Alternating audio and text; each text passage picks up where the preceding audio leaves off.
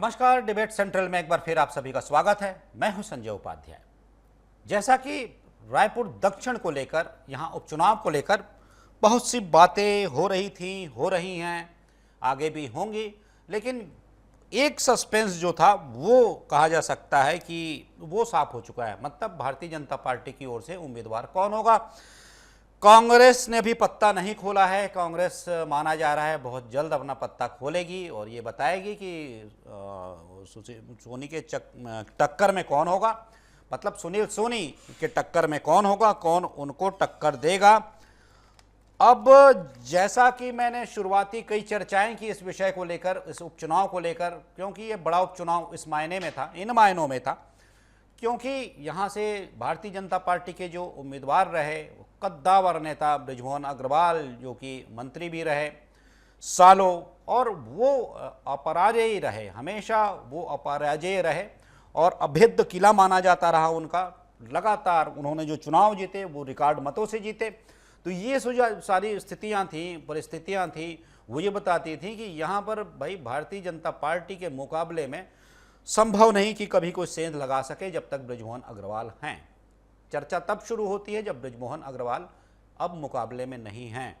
हालांकि भारतीय जनता पार्टी ने बता दिया कि मुकाबले में कौन है, लेकिन मैंने जैसा पिछली बार भी कहा था, शायद रमेश पांडे जी भी थे उस समय, कि तब जब बृजमोहन अग्रवाल नहीं थे, तब जहां भारतीय जनता पार्टी के लिए बड़ी चुनौती थी कि इस गढ़ को कैसे बचाया जाए, वहीं कांग्रेस इसे एक अवसर के रूप में देख रही थी। अवसर ऐसा कि जब बृजमोहन अग्रवाल से मुकाबला नहीं है, वो सामने नहीं है, तब इसे कैसे जीता जाए, मतलब ये अवसर मानकर चल रही थी। पिछली बार भी इस पर मैं चर्चा कर रहा था।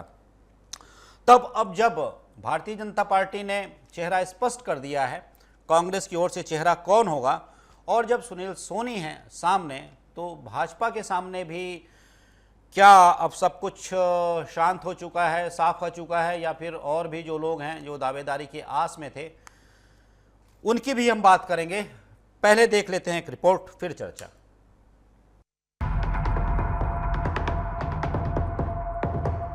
दक्षिण के चुनाव की घोषणा के बाद से ही बीजेपी और कांग्रेस दोनों ही कार्यकर्ताओं के बीच बगावती सुरों ने रफ्तार पकड़ ली है। दोनों ही पार्टियों के लिए इन बगावती सुरों को साधना एक बड़ी चुनौती साबित होने वाली है। दरअसल बीजेपी ने पूर्व सांसद सुनील सोनी पर दांव खेला है, तो वहीं कांग्रेस में अब भी मंथन का दौर चल रहा है। बता दें कि डीए न्यूज प्लस लगातार अपने दर्शकों को रायपुर दक्षिण के रण के लिए बीजेपी की ओर से सुनील सोनी का नाम बता रहा था, जिस पर अब पार्टी ने मुहर लगा दी है। और रायपुर दक्षिण विधानसभा उपचुनाव को लेकर बीजेपी ने सुनील सोनी को प्रत्याशी बनाया है, तो वहीं कांग्रेस चुनाव समिति ने 14 दावेदारों में से 2 नामों को शॉर्टलिस्ट कर आलाकमान को भेजा था, जिसमें प्रमोद दुबे और आकाश शर्मा का नाम बताया जा रहा है। बताया जा रहा है कि आकाश का नाम लगभग फाइनल है और कभी भी सूची जारी हो सकती है। दक्षिण विधानसभा के लिए दावेदारों की कमी नहीं है, लेकिन मंथन के बाद कांग्रेस ने युवा कांग्रेस के प्रदेश अध्यक्ष आकाश शर्मा के नाम को फाइनल किया है। इसके पहले कांग्रेस ने दक्षिण के कार्यकर्ताओं के साथ सम्मेलन किया और चुनाव समिति की बैठक की थी। कांग्रेस से पीसीसी चीफ दीपक बैज का कहना है कि छत्तीसगढ़ के निर्माण के बाद से अब तक सबसे ज्यादा उपचुनाव कांग्रेस पार्टी ने ही जीते हैं और इस बार भी कांग्रेस ये उपचुनाव जीतने के लिए पूरी ताकत लगा देगी और मजबूती के साथ काम करेगी। इसलिए बीजेपी उपचुनाव को लेकर काफी डरी हुई है। इस पर बीजेपी के मंत्री श्याम बिहारी जायसवाल ने पलटवार करते हुए कहा कि दिन में ख्वाब देखने में कोई बुराई नहीं है, कांग्रेस को भी सपने देखने का अधिकार है, लेकिन कांग्रेस को यह ध्यान होना चाहिए कि ये सीट 40 साल से बीजेपी की पारंपरिक सीट रही है। रायपुर ही एक ऐसा लोकसभा है जो टॉप 10 में शामिल था, इसलिए बीजेपी इस उपचुनाव में रिकॉर्ड मतों से जीतेगी। दिन में ख्वाब देखने में कोई बुराई नहीं है, कांग्रेस भी अपने सपने देख रही है, सपना देखने को उसको भी अधिकार है, परंतु ये कहकर अपने मन को तसल्ली कर रही है। अच्छी बात है कि उपचुनाव ज़्यादा वो जीतती है, परंतु ये ध्यान होना चाहिए कांग्रेस को कि ये 40 साल से पारंपरिक रूप से भारतीय जनता पार्टी की सीट है। रिकॉर्ड मतों से छत्तीसगढ़ का सबसे ज़्यादा वोटों से जीतने वाला ये विधानसभा है। सबसे ज़्यादा रिकॉर्ड मतों से टॉप 10 में देश में जितने भी 545 सीटों में चुनाव हुए, रायपुर ही एक ऐसा लोकसभा है जो टॉप 10 में शामिल था, छत्तीसगढ़ में सर्वश्रेष्ठ था। तो इस नाते कांग्रेस जरूर ऐसा सपना देख सकती है, कहीं उसमें नहीं है, परंतु भारतीय जनता पार्टी रिकॉर्ड वोटों से जीतेगी। देखिए, ये सच्चाई है। छत्तीसगढ़ निर्माण के बाद से अब तक का इतिहास देखें, बाई इलेक्शन का सबसे ज़्यादा बाई इलेक्शन उपचुनाव कांग्रेस पार्टी ने जीता है और इसलिए भारतीय जनता पार्टी डरी हुई है और ये बाई इलेक्शन भी कांग्रेस पार्टी जीतने के लिए पूरी ताकत लगाएगी और मजबूती के साथ काम करेगी। निश्चित रूप से हम बाई इलेक्शन के जीतने के लिए हम मजबूती के साथ चुनाव लड़ेंगे। रविवार को हुई चुनाव समिति की बैठक में 14 दावेदारों के नाम आए थे, जिसमें प्रमोद दुबे, आकाश शर्मा, कन्हैया अग्रवाल और ज्ञानेश शर्मा के नाम को लेकर चर्चा हुई। बैठक में शामिल नेताओं का कहना है कि टिकट को लेकर आकाश शर्मा का पलड़ा भारी है। बैठक में शामिल लोगों ने प्रदेश अध्यक्ष और नेता प्रतिपक्ष को नाम फाइनल कर भेजने की बात पर सहमति जताई है। तो वहीं पायलट का सर्वे भी पूरा हो चुका है। एक दिन पहले ही कार्यकर्ता सम्मेलन और चुनाव समिति की बैठक भी हो चुकी है। हाईकमान को दावेदारों के नाम भी भेजे जा चुके हैं। लिस्ट में रायपुर के पूर्व मेयर प्रमोद दुबे का नाम भी शामिल है। ऐसे में संभावना है कि आज कांग्रेस पार्टी देर शाम तक अपने दावेदार की घोषणा कर सकती है। इसमें कोई दो राय नहीं है कि इस बार का उपचुनाव काफी रोचक होने वाला है और सभी की नजरें कांग्रेस के प्रत्याशी की घोषणा पर टिकी हुई हैं। Bureau report, D news plus, Raipur.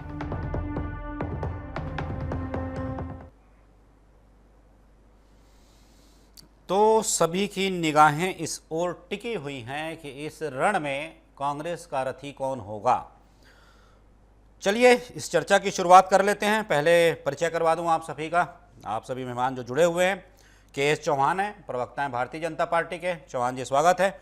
आशीष यादव हैं, प्रवक्ता हैं कांग्रेस के। आशीष जी स्वागत है। और रमेश पांडे हैं, वरिष्ठ पत्रकार हमारे साथ जुड़े हुए हैं। रमेश जी आपका भी बहुत बहुत स्वागत है।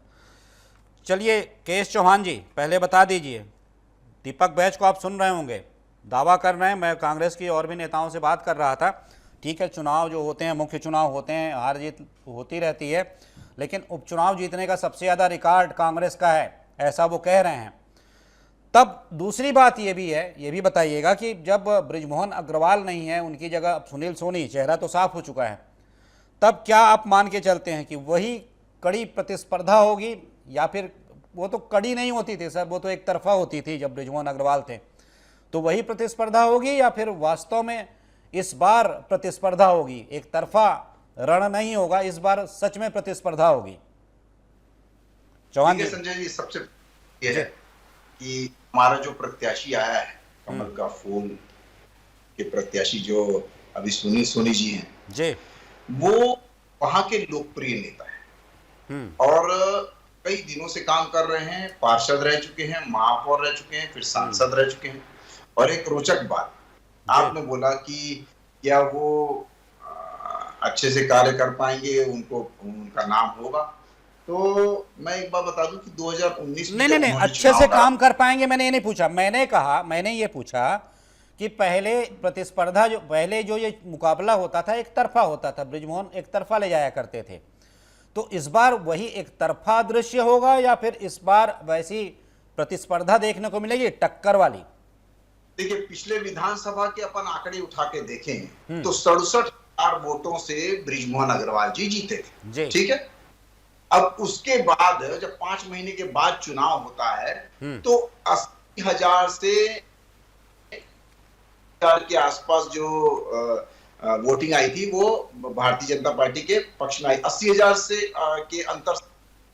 अब आप 2019 चले जाइए, जब सुनील की चुनाव लड़ते हैं तो दक्षिण से लगभग 62,000 वोटों से वो विजयी हुए थे, 62,000 जी। तो इससे आप उनकी लोकप्रियता दक्षिण क्षेत्र में आप बहुत अच्छे से लगा सकते हैं।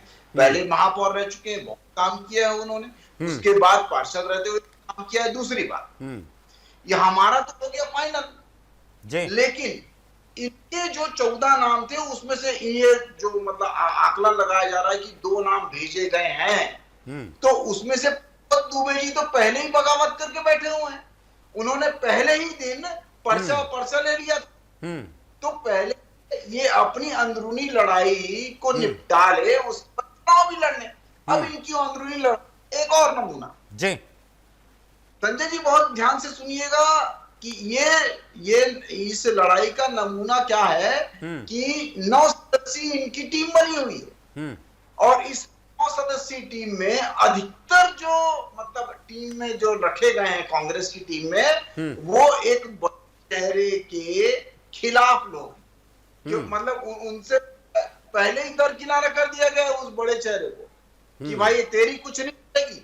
दूसरी बात, अभी जब 14 लोगों का जो नाम इन लोग का फाइनल हो रहा था, उस 9 में से 3-4 लोग वैसे ही शामिल नहीं हुए। क्यों? क्योंकि एक बड़ा चेहरा वहां पर शामिल था।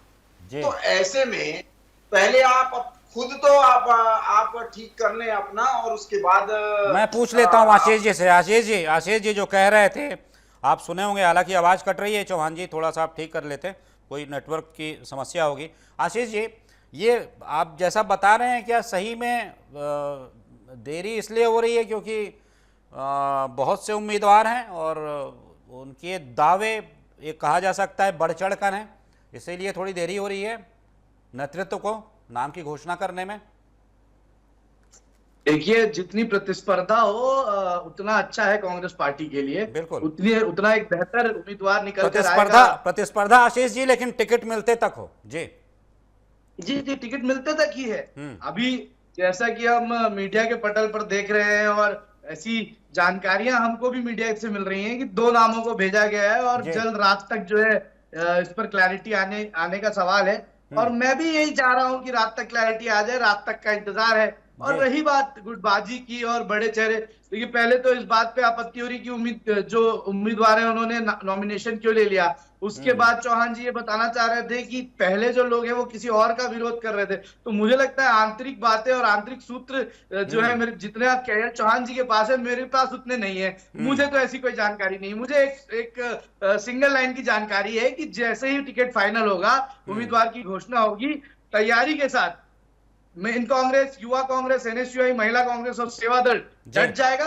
और इसके पहले भी युवा कांग्रेस हो या एनएसयूआई हो, दक्षिण विधानसभा पर पिछले काफी समय से काम करते हुए हम सभी लोग आ रहे हैं और हमें उम्मीद है कि जो भी चेहरा आएगा, जो भी युवा चेहरा हो या प्रमोद दुबे जी हो या आकाश शर्मा जी हो, हम निश्चित रूप से जो है पूरी मेहनत के साथ चुनाव के रण में उतरेंगे। ठीक है। रमेश पांडे जी, एक बात बताइएगा, जैसा कि ये दावा कर रहे हैं चौहान जी, हालांकि मैंने भी ये देखा है लोकसभा के परिणाम और विधानसभा के परिणाम, निकाय के परिणाम एक ही स्थान पर अलग अलग हुआ करते हैं, क्योंकि उनका उद्देश्य अलग होता है। हर परिणाम का उद्देश्य अलग होता है, हर चुनाव का उद्देश्य अलग होता है। फिर भी ये कह रहे हैं कि 67,000 का करीब उन्हें लीड मिला था। खैर मैंने तो अभी नहीं देखा है, मतलब मेरे पास वो आंकड़ा तो नहीं है, लेकिन बता रहे हैं कि लोकसभा चुनाव में सुनील सोनी जी को 67,000 की लीड मिली थी, मतलब कि दक्षिण से उनकी जीत पक्की है। एक बात ये है, हालांकि वो आप भी जानते हैं, मैं भी जानता हूं, शायद प्रवक्तागण भी जानते हैं कि हर चुनाव का एक कहा जाए कि उसकी उपस्थिति अलग होती है, मुद्दे अलग होते हैं और वोट जो डाले जाते हैं उसके विषय अलग होते हैं। उस समय कुछ और होती है, मानस कुछ और होता है। तो आप बताइएगा कि ये जो अभी स्थिति है, सुनील सोनी का नाम सामने आ चुका है। हमने पिछली बार भी जब चर्चा की थी तो आपने कहा था कि बृजमोहन अग्रवाल के पसंद का होगा। मैंने भी इस बात पर सहमति जताई थी कि जो उम्मीदवार होगा वो बृजमोहन अग्रवाल की पसंद का होगा या फिर उनकी सहमति का होगा। स्पष्ट है उनकी पसंद का उम्मीदवार है। अब ऐसे में इस रण को किस रूप में देखते हैं? सामने चेहरा जो भी हो आप रख लीजिए, आकाश शर्मा जी का चल रहा है या फिर प्रमोद दुबे जी का चल रहा है या फिर और भी कोई चेहरा हो, अब ये रण किस दिशा में जाता दिखाई दे रहा है? रमेश जी, देखिए, सबसे पहले तो इस पूरे विषय पर 3 प्रमुख बिंदु है जिस पे चर्चा मैं करना चाहता हूं। बिल्कुल। पहला तो ये कि जो कैंडिडेट बीजेपी ने दिया वो बृजमोहन अग्रवाल की पसंद का, बृजमोहन अग्रवाल की सहमति का कैंडिडेट है। बिल्कुल। तो एक बात तो ये तय हो गई। दूसरी बात ये है कि केंद्र में भाजपा की सरकार है जी, राज्य में भाजपा की सरकार है और रायपुर दक्षिण शहरी मतदाता है और मतदाता बहुत जागरूक है जी। वो मतदाता जानता है कि अगर विधायक हम बीजेपी का चुनेंगे तो हमारा काम हो जाएगा और कांग्रेस का चुनेंगे तो क्या करेगा, हल्ला गुल्ला मचाने के अलावा कोई काम नहीं कर सकता। तो ये तीसरा पहलू ये मतदाताओं के बीच है कि राज्य की सरकार भाजपा की, केंद्र की सरकार भाजपा की, तो विधायक जी मैं क्यों भाजपा का ही न चुनूं। हम दूसरे विपक्ष का विधायक ले आकर के क्या करेंगे, उससे क्या फायदा पाएंगे। तो ये एक बहुत महत्वपूर्ण बिंदु है जिस पर ये पूरा चुनाव केंद्रित होगा। और बृजमोहन अग्रवाल की मेहनत, भारतीय जनता पार्टी की मेहनत। और यहाँ एक चीज और भी बता दूं, जैसा मैंने देखा है कि सुनील सोनी जी एक भारतीय जनता पार्टी में ऐसे व्यक्ति हैं जिनमें हड्डी नहीं है, केचुए टाइप के हैं। वो कहीं भी खड़ा करके पार्टी के नेता उनको चुनाव जिता देते हैं, चाहे महापौर का हो, चाहे लोकसभा का रहा हो, अब विधानसभा में चुनाव लड़ने जा रहे हैं। तो ये बहुत सारी बातें हैं जो अभी तक सुनील सोनी के पक्ष में माहौल अच्छा दिख रहा है। अब कांग्रेस किसको कैंडिडेट ले आती है, किसको चुनाव लड़ाती है, ये देखना पड़ेगा। वो मुकाबले में हो पाते हैं या जो पिछली बार महंत जी लड़े थे उन्हीं की तरह हो जाएंगे। बिल्कुल। देखिए, मैं तो चर्चाओं में आप भी सुनते होंगे रमेश पांडे जी, हम जब चर्चा करते हैं तो ये कहा जाता है कि सुनील सोनी जी को एक प्रकार का राजयोग प्राप्त है, क्योंकि वो छात्र राजनीति में रहे, अध्यक्ष रहे, वहाँ से निकल आते हैं, वो पार्षद बनते हैं, पार्षद के साथ वो सभापति बनते हैं, सभापति के बाद वो महापौर बनते हैं, वो भी 2 कार्यकाल के लिए, उसके बाद वो आरडीए के अध्यक्ष बनते हैं, उसके बाद वो सीधे सांसद बनते हैं। अब देखिए, जब विधानसभा का चल रहा है, इतने सारे दावेदार हैं, वर्षों से इतने लोग जो कि किन्हीं भी चुनावों से वंचित रहे हैं, किसी प्रकार का टिकट पाने से वंचित रहे हैं, लेकिन सक्रिय कार्यकर्ता है, आस लगाए थे, उन्हें नहीं मिली। यहाँ भी सुनील सोनी आ जाते हैं। और आप बता रहे हैं, जैसा कि हम भी देख, ये जो परिस्थितियाँ होती हैं राजनीतिगत, जो परिस्थितियाँ होती है राजनीति की, वो भी एक सकारात्मक बनी हुई है। कुल मिलाकर एक सकारात्मक माहौल में आकर वो चुनाव लड़ रहे हैं। एक बात बताइएगा आशीष जी, फिर मैं जाता हूँ रमेश चौहान जी के पास। आशीष जी, एक बात बताइएगा, जो उपचुनाव की बात कर रहे थे दीपक बैज जी कि सबसे ज़्यादा छत्तीसगढ़ बनने के बाद उपचुनाव कांग्रेस ने जीता है, लेकिन हमने देखा पिछली बार ही जो उपचुनाव हुए थे, 4-5 उपचुनाव हुए थे, वो कांग्रेस ने जीता था, सारे उपचुनाव कांग्रेस ने जीते थे। तो क्या रमेश जी जैसा कह रहे थे, परिस्थितियां, राजनीतिक परिस्थितियां, भावनात्मक परिस्थितियां या फिर मानस के भीतर बैठी परिस्थितियां अलग अलग तब होती हैं जबकि उपचुनाव होता है, तब ये देखा जाए कि सत्ता में कौन है, किसे जिताकर भेजना है, या सत्ता पक्ष का जो उम्मीदवार है उसे जिताकर भेजें, तब लाभ ज़्यादा होगा, विपक्ष के उम्मीदवार से साहब मिलेगा क्या। आशीष जी, ये भी कुछ भावनाएं होती हैं जो हिलोरे मारती हैं इस समय। आशीष जी। जी सर, आवाज आ रही? वरिष्ठ पत्रकार जी की बात जी सही है, लेकिन मेरा कहना यह है कि देखिए, अब दीपक बैज जी ने जैसा कि आंकड़ा पेश किया कि चुनाव लगातार, जैसा अभी से नहीं, पिछले बार 5 साल सरकार रही कांग्रेस की, तभी हमने उपचुनाव जीता, ऐसा नहीं है।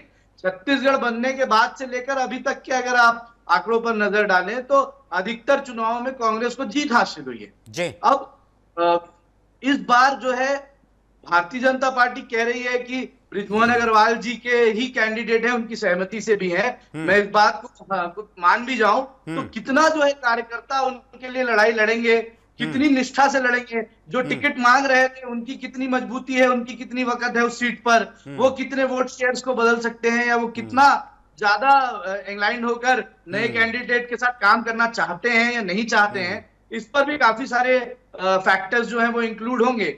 इसके अलावा कांग्रेस पार्टी जो कि अभी कयास लगाए जा रहे हैं 2 चेहरों पर, प्रमोद दुबे जी या आकाश शर्मा, ये दोनों चेहरे युवा चेहरे हैं, दोनों चेहरों में वो बात है जो लोगों को आकर्षित करती है और एक उम्मीद आती है। और दक्षिण के जो लोग हैं, बृजमोहन अग्रवाल जी के बाद अगर वो किसी को चुनना चाहेंगे तो वो नया चेहरा चुनना चाहते हैं, और निश्चित रूप से नई पार्टी, दूसरी पार्टी भी उनका एक ऑप्शन होगा, क्योंकि बहुत सारी ऐसी चीजें भी हैं जो धन बल की वजह से एंटी इनकम्बेंसी को दबा दिया जाता था, लेकिन अब वो धन बल का भी कितना साथ रहेगा, कितना नहीं रहेगा भारतीय जनता पार्टी को, ये भी देखने वाली बात हो। ठीक है। चौहान जी सुन पा रहे हैं? जी चौहान जी, एक बात बताइए। एक तो मैं अभी बात कर रहा था कांग्रेस के प्रवक्ताओं से, हालांकि अभी आशीष जी ने नहीं कहा था, लेकिन मेरे ख्याल से पिछले बार प्रवक्ता ने कहा था कि आप दक्षिण को लेकर अति आत्मविश्वास में हैं। एक बात ये। दूसरी बात ये कि जैसा मैं रमेश जी से चर्चा कर रहा था कि सुनील सोनी जी लगातार सक्रिय रहे और लगातार कहा जाए कि पार्टी भी उन पर मेहरबान रही, लगातार उनको टिकट भी मिली, वो अलग अलग पदों पर भी रहे लगातार।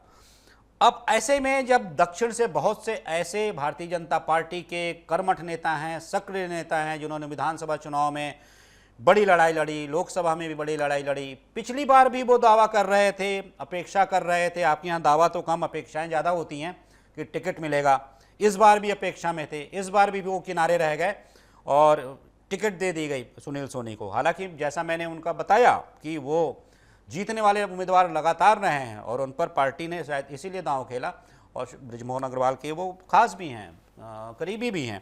तब ऐसे में ये जो आपके नेता हैं, सक्रिय कार्यकर्ता, जो टिकट के बाट जो हो रहे थे, कितना असर डालेंगे? देखिए संजय जी, सबसे पहली बात तो आपने बहुत अच्छी बात बोली और हमारे वरिष्ठ पांडे जी ने भी बहुत ये बात बोली। कुछ मैं सुन पाया, कुछ नहीं सुन पाया।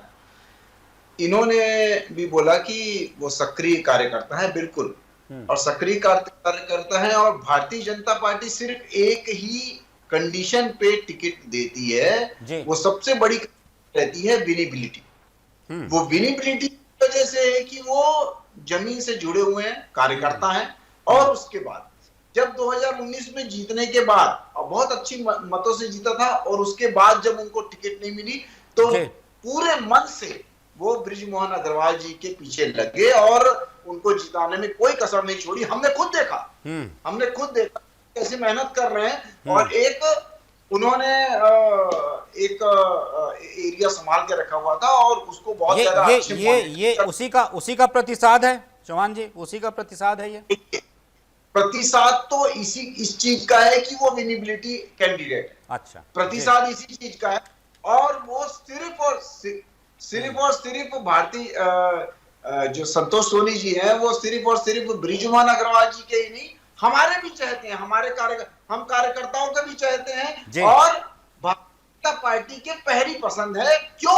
क्योंकि विनिबिलिटी उनकी ज्यादा है। दूसरी बात, दूसरा आपका क्वेश्चन था कि दूसरे जो नेता हैं वो क्या मतलब आक्रोश नहीं दिखाएंगे, वो क्या रूठेंगे नहीं। देखिए, सभी की उम्मीदें रहती हैं, ऐसा नहीं है कि मतलब बहुत सारी पार्टियां, मैं ऐसा नहीं बोल सकता हूं कि किसी की उम्मीद ही नहीं है, दिल भी टूटता है, ऐसा नहीं है कि नहीं टूटता है, उम्मीदें रहती है, दिल भी टूटता है, लेकिन भारतीय जनता पार्टी का हर कार्यकर्ता, हर पदाधिकारी, हर उम्मीदवार जो मतलब जो उम्मीद रखता है कि मेरे को टिकट मिल जाए, अगर जैसे ही नाम फाइनल हो जाता है, जब तक वो मिट्टी है संजय जी, जब तक वो मिट्टी है, पैर मारता है, हाथ मारता है, उसमें पानी करता है, लेकिन जैसे ही मूर्ति बन जाती है, हम सब उसके ऊपर, हम सब उनके सामने शीश झुकाते हैं और हम हाथ जोड़ते हैं। ये भारतीय जनता पार्टी की रीति नीति है। हमने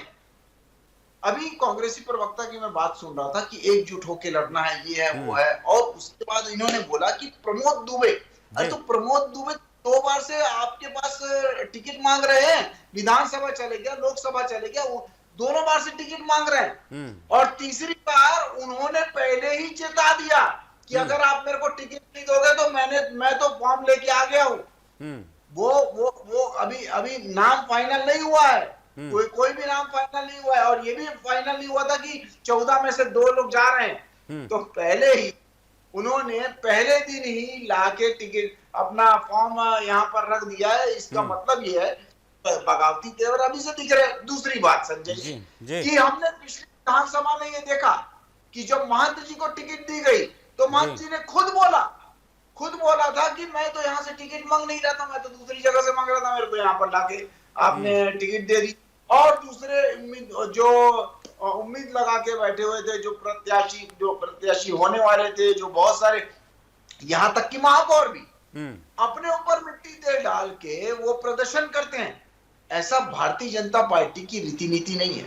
भारतीय जनता पार्टी यहाँ प्रयास करेंगे, सबने प्रयास किया, क्यों नहीं करेंगे, सभी को करना चाहिए, लेकिन जब एक बार नाम फाइनल हो गया तो फिर हम भारतीय जनता पार्टी के हैं, और वो उस उम्मीदवार को, उस कैंडिडेट को जिताना हमारी जवाबदारी है, क्योंकि हम अपने लक्ष्य के लिए, अपने विचारधारा के लिए काम करते हैं। ठीक है रमेश पांडे जी, अब देखिए कांग्रेस के लिए वैसे एक चीज तो आसान हो गई, आसान ये हो गई कि उनके सामने प्रतिस्पर्धा किसने होनी है ये भी स्पष्ट हो गया, प्रत्यक्ष परोक्ष।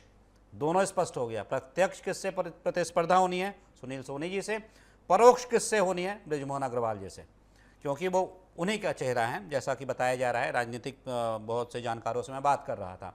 तब ऐसे में इस पूरी सूची में आप भी देख रहे होंगे कांग्रेस की सूची, आपसे भी थोड़ा समझ लेता हूं मैं आपका विश्लेषण, कौन सा चेहरा ऐसा मानते हैं जो कि टक्कर दे सकता है कांग्रेस की ओर से? देखिए, अभी तक जहां तक की बात है, जो दो नाम फाइनल सूची कांग्रेस के बताए जा रहे हैं जी, दोनों अच्छे नाम ही है एक तरह से। प्रमोद दुबे का भी एक अच्छा चेहरा है, और आकाश शर्मा भी बहुत मेहनती हैं, ऊर्जावान है, लगातार काम करते रहते हैं, जुझारू हैं। ये उनके साथ भी एक प्लस पॉइंट है, और उनके साथ कार्यकर्ताओं का जुड़ाव काफी अच्छा देखने को मिलता है। तो अगर इन्हीं दोनों नामों में से तय होना है तो दोनों में से कोई भी नाम तय होगा तो अच्छे कैंडिडेट होंगे और चुनाव भी अच्छा लड़ेंगे। जी, मतलब ये तो मानते हैं दोनों। जी जी, दुबे जी तो सभापति हैं, वर्तमान में महापौर भी रह चुके हैं, लोकसभा में चुनाव भी लड़ चुके हैं। तो वो भी एक मतलब मैं ये कहूंगा कि टॉप प्रायोरिटी के रूप में मैं प्रमोद दुबे को ही देखता हूँ कि वो एक बेहतर कैंडिडेट होंगे कांग्रेस की। ठीक है। चूंकि समय की बाध्यता है, विषय तो बड़ा है, चूंकि समय की बाध्यता है, आप सभी मेहमान चर्चा में शामिल हुए। केएस चौहान जी बहुत बहुत धन्यवाद आपका। आशीष यादव जी बहुत बहुत धन्यवाद आपका। साथ ही साथ रमेश पांडे जी आप जुड़े, आपका भी बहुत बहुत धन्यवाद। तो ठीक है, दक्षिण का जो रण है, रायपुर दक्षिण का रण है, वो उसकी तस्वीर, आधी तस्वीर तो स्पष्ट हो चुकी है। आधी तस्वीर से कहिए पर्दा हट चुका है, आधी तस्वीर बाकी है। तस्वीर का वो हिस्सा जहां पर कि कांग्रेस के उम्मीदवार का चेहरा छुपा हुआ है, और माना जा रहा है कि बहुत जल्द ये भी पर्दा हटेगा और पहले चेहरे और उसके बाद बने वर्सेस के बाद लगा कांग्रेस के उम्मीदवार का चेहरा स्पष्ट हो जाएगा कि दक्षिण के इस रण में, इस महासमर में कौन किसके खिलाफ है, कौन किसके टक्कर में है। तो वही है जो आज का हमारा टॉपिक था, टक्कर में कौन, मतलब बीजेपी के घोषित उम्मीदवार के टक्कर में कौन।